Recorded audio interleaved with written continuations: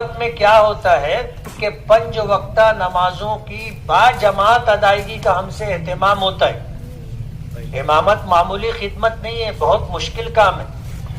میں کئی مرتبہ سنا چکا. ایک مصلی تھا، مجھ سے کہنے لگا کہ آپ امامت کرتے اور تنخواہ لیتے،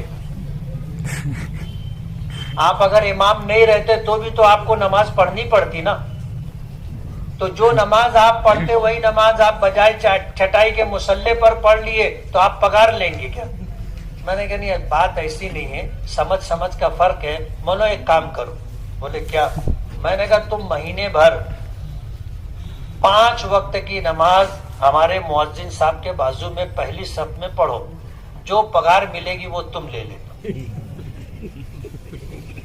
جو تنخواہ ملے گی وہ تم لے لینا. اب گفتگو کے بعد پہلی نماز میں وہ تھا مؤذن کے بازو، میں بھی اس کو ایسے گھوم کے دیکھا.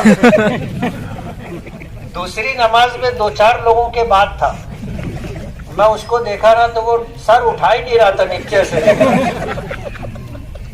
تیسری نماز میں پہلی صف کے آخر میں تھا اور چوتھی نماز میں نہیں تھا پہلی صف میں. اب ہمارے یہاں سہولت یہ ہے کہ نماز پڑھائے، سلام پھیرے، دعا کیے، نکل کے مدرسے میں چلے جاتے. اور وہاں سے دروازہ ہے، میں بھی صحن میں آ کر کے کھڑا ہو گیا اس کا استقبال کرنے.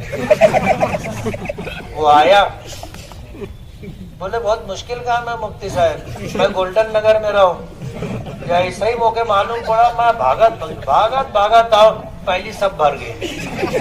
اب تو رکھا بولنا، بولے کم پگار دے.